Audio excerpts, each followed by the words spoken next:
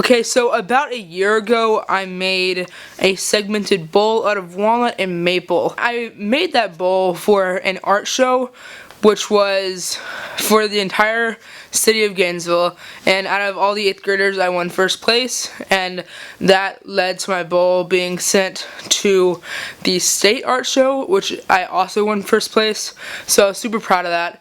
So we're gonna do it again. That bowl was, I made a lot of mistakes. I've come really far since then in my wood turning. So this bowl is gonna be bigger and better. So let's go.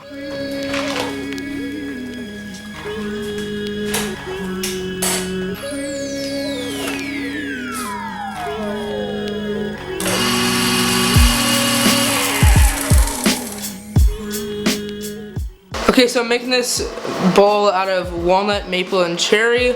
I use a software online called Segmented Pro. I'll put a link in the description. I just use the free 30-day version, but normally it's $40. I'll put a link in the description for you to go try it out.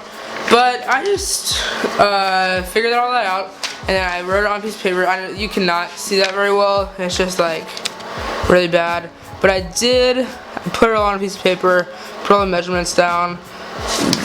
You probably won't be making the same bowl, so I don't think I'll put them in the description. But I just use the software. It's pretty simple and easy. So I guess we can get started. Okay, so with my measurements in hand, I went around to my shop and got all my scraps, and I managed to get probably like 90% of the wood counted out from scraps. So as you can see behind me, what I did is with all these, they're all numbered, so I went through my list and chose pieces that would work for the list I had. So like, just went through, so like this is like 8-inch walnut. I went through, found pieces that are like 8 or 9 inches. So that worked pretty well. It took a little while. Now I'm gonna plane everything down to 3/4 inch, and we can cut them all to size. So let's go.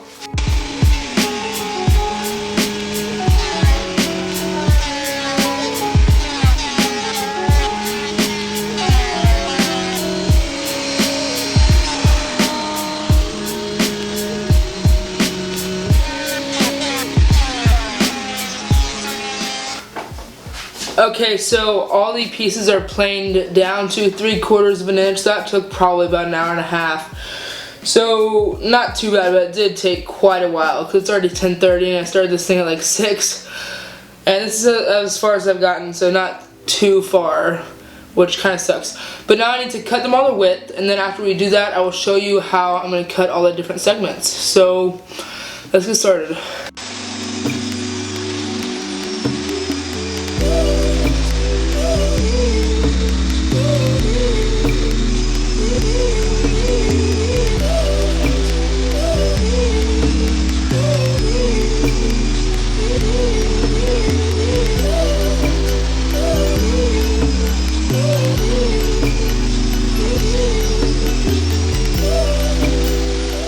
Okay, so let me show you how this is going to work to cut the segments. Now I already cut a few. This is for the first layer.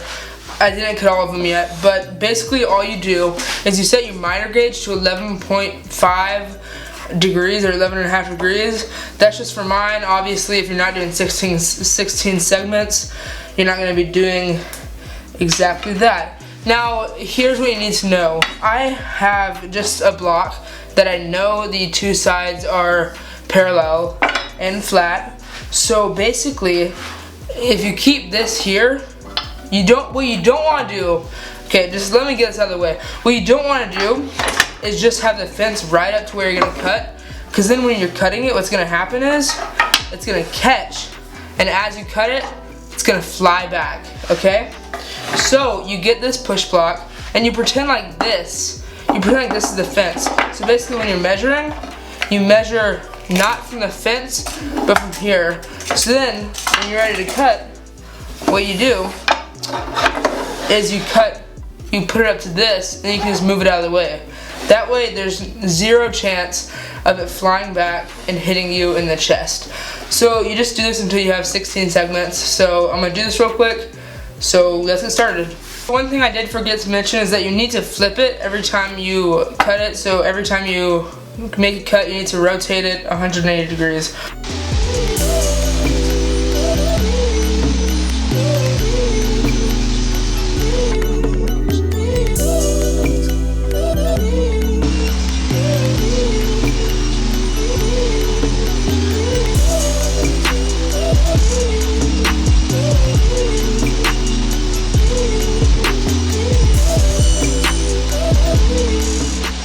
Okay, so on some of them, it's not safe to cut on the table saw just because of how small it is.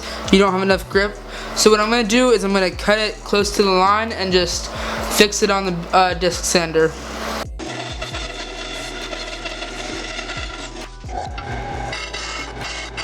Okay, so it's the next day because I was up till like 1 a.m. last night.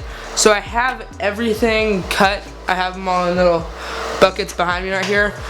And the angle on my table saw, it's kind of hard to get perfect because it's not really made for exact work. So they're not all perfect. Like the angle is pretty off. So I'm gonna go on my disc sander and sand that down.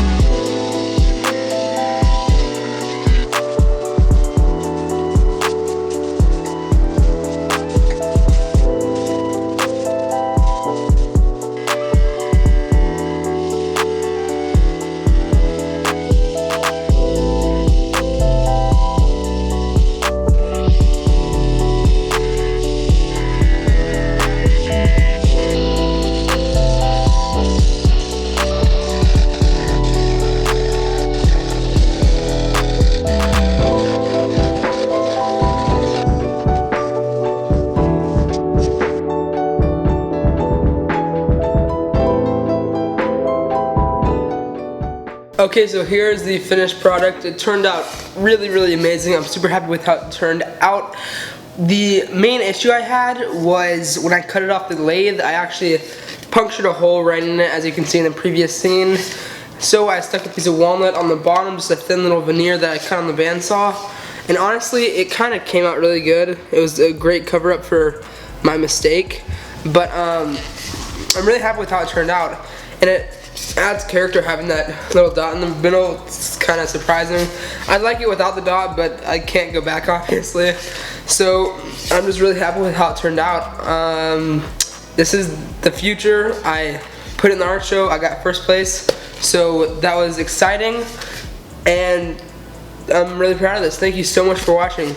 If you enjoyed this video, please hit the like button and comment down below anything you liked or disliked, any advice you have for me. I would greatly appreciate it.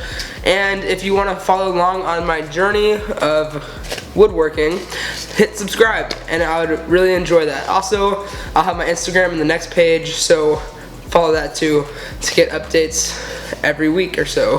Alrighty, thank you so much for watching. I'll see you guys next time.